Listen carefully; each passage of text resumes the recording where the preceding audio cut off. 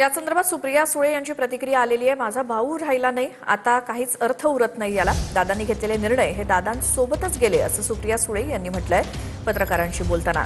माझा भाऊच राहिला नाही, आता काही अर्थ उरत नाही। दादांनी घेतलेले निर्णय हे दादांसोबतच गेले असल्याचं सुप्रिया सुळे म्हणाल्या।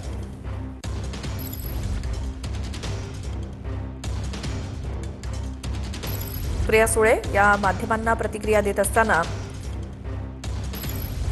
महत्त्वाच्या प्रश्नांसंदर्भात बोलत असताना अजित पवार यांच्या संदर्भात त्यांनी केलेलं वक्तव्य, माझा भाऊ राहिला नाही, आता काही अर्थ उरत नाही। त्यामुळे दादांनी घेतलेले निर्णय हे दादांसोबतच गेले असं सुप्रिया सुळे म्हणाल्या। पार्थ पवारांवरती माझा विश्वास असल्याचं सुप्रिया सुळे यांनी वक्तव्य केलंय। अहवाल आणि कोर्टाचा निकाल येऊ द्या अशी प्रतिक्रिया पार्थ पवार प्रकरणामध्ये सुप्रिया सुळे यांनी पत्रकारांशी बोलताना दिली।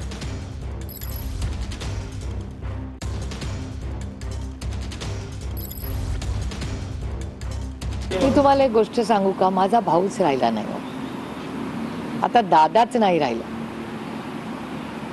क्या मायने रखता है?